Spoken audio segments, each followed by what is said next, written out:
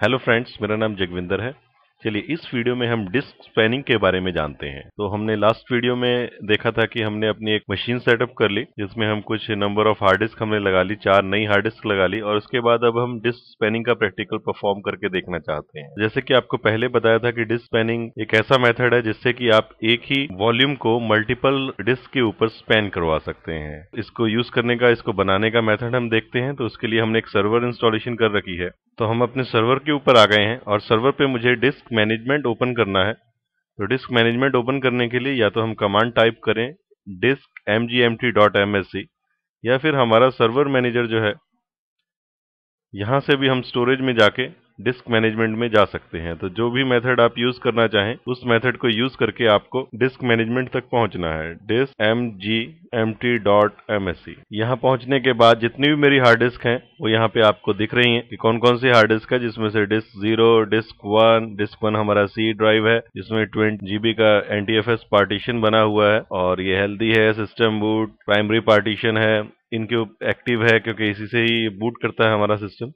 तो चलिए सबसे पहले हम एक नया वॉल्यूम क्रिएट करते हैं और वॉल्यूम क्रिएट करने के बाद हम उसको एक्सटेंड करने का मेथड देखेंगे। इसके लिए मैं यहाँ पे राइट क्लिक करता हूँ। राइट क्लिक करने के बाद कॉन्टेक्स्ट मेनू में से एक नया वॉल्यूम क्रिएट कर लेते हैं, स्पैंड वॉल्यूम। तो आपको स्पैंड वॉल्यूम का विजिट स्टार्ट हो गया। नेक्स्ट पे क्लिक कीजिए तो देखिए आपके पास हार्ड डिस्क है। जितनी हार्ड डिस्क आप ऐड करना चाहें यहाँ पे ऐड कर सकते हैं और जितना डिस्क स्पेस आप यूज करना चाहें उतना आप यूज कर सकते हैं। मान लीजिए हम 1 कर देते हैं इसको, मतलब 20 GB से हाफ ले लेते हैं, अप्रोक्सीमेटली हाफ। क्या ड्राइव लेटर असाइन करें तो हम मान लीजिए इसको ड्राइव लेटर ई से रिप्रेजेंट करना चाहते हैं। नेक्स्ट, अगर आप क्विक फॉर्मेट परफॉर्म करना चाहते हैं या फॉर्मेट परफॉर्म करना चाहते हैं, किस मेथड से आप परफॉर्म करना चाहते हैं, तो यहाँ पे NTFS ही अवेलेबल है और परफॉर्म क्विक फॉर्मेट करने से वो फॉर्मेटेड हो जाएंगी। और इसके बाद यहाँ पे एक ऑप्शन है जिससे कि आप फाइल एंड फोल्डर कंप्रेशन भी कर सकते हैं या आप अगर चाहें तो अभी के लिए फॉर्मेट को स्किप भी कर सकते हैं, तो आपकी डिस्क फॉर्मेट नहीं होगी।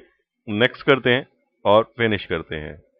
डिस्क को एक्सटेंड करने की ऑप्शन है, ये तभी अवेलेबल होगी जब हमारी डिस्क बेसिक डिस्क से डायनेमिक डिस्क में कन्वर्ट होगी। तो नॉर्मली जो हमारी डिस्क होती हैं वो बेसिक डिस्क ही होती हैं, उनमें हम पार्टीशंस क्रिएट कर सकते हैं और 4 पार्टीशन ही क्रिएट कर सकते हैं। लेकिन अगर हमें जो ये फीचर्स हैं जो हमने डिस्कस की थी, रेट की फीचर्स, या ये हमें एक्सटेंड करना है वॉल्यूम मल्टीपल हार्ड डिस्क के ऊपर, तो हमें डिस्क को कन्वर्ट करना पड़ेगा इनटू डायनेमिक डिस्क। इसको यस प्रेस कीजिए तो देखिए ये दोनों डिस्क के ऊपर प्रोसेसिंग हो रही है और देखिए यहाँ पे लिखा आ रहा है, आप पढ़िए, स्पैंड वॉल्यूम है ये और ये 2 हार्ड डिस्क के ऊपर अवेलेबल है। तो इसमें हमारा 10 GB ये ले रहा है और इसमें से इसने 20 पूरा GB ले लिया, तो ये लगभग 30 GB के आसपास का एक वॉल्यूम बन गया हमारे पास। यहाँ भी देखिए आपको शो कर रहा है। अगर इसको माई कंप्यूटर में जाके देखेंगे तो भी ई ड्राइव आपको 30 GB का शो करेगा और यहाँ पे ऐसा कोई हमें ऐसा नहीं पता लगेगा कि ये 2 डिस्क के ऊपर है या 3 डिस्क के ऊपर है या कितने डिस्क के ऊपर है। अब अगर आप इसको और एक्सटेंड करना चाहते हैं तो आप इसको राइट क्लिक करके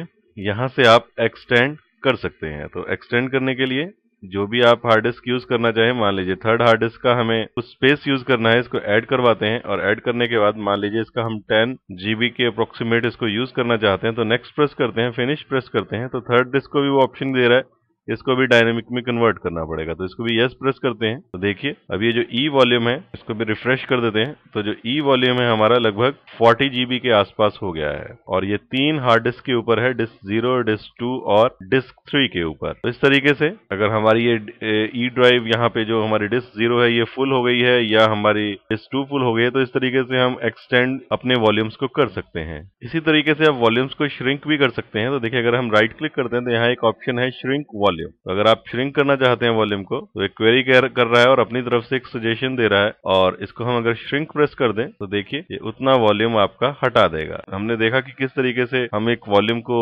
एक्सटेंड कर सकते हैं और श्रिंक कर सकते हैं। इसी तरीके से अगर आप इस स्पैंड वॉल्यूम को हटाना चाहते हैं तो इसके लिए आप इसको राइट क्लिक कीजिए किसी भी पार्ट को, चाहे वो किसी भी डिस्क के ऊपर है, और उसको वहां से डिलीट वॉल्यूम कर दीजिए। तो क्या आपको एक वार्निंग देगा, deleting this volume will erase all data. अगर आपने बैकअप ले रखा रखा है तो ठीक है, अगर आपके लिए नहीं इंपॉर्टेंट है और हम टेस्ट कर रहे हैं, अभी हमने कोई भी डेटा इसके ऊपर कॉपी नहीं किया है, तो इसको यस प्रेस करते हैं और कुछ देर वेट करते हैं। तो आप देखिए ये दोबारा से हमारी डिस्क 0, डिस्क 2 और डिस्क 3 हमें अवेलेबल हो गई है। पूरा स्पेस इसका अनएलोकेटेड है। अगर इसको राइट क्लिक करते हैं तो देखिए यहाँ पे हमारे पास एक ऑप्शन है कन्वर्ट इनटू डायनेमिक डिस्क, क्योंकि अपने आप से दोबारा से बेसिक डिस्क में कन्वर्ट हो गई है और यहाँ लिखा भी आ रहा है इसका टाइप। इस वीडियो में हमने सीखा कि कैसे हम अपने वॉल्यूम्स को एक्सटेंड कर सकते हैं और कैसे हम एक्सटेंडेड वॉल्यूम को श्रिंक कर सकते हैं और डिलीट भी कर सकते हैं। तो इस वीडियो में इतना ही। Thanks for listening.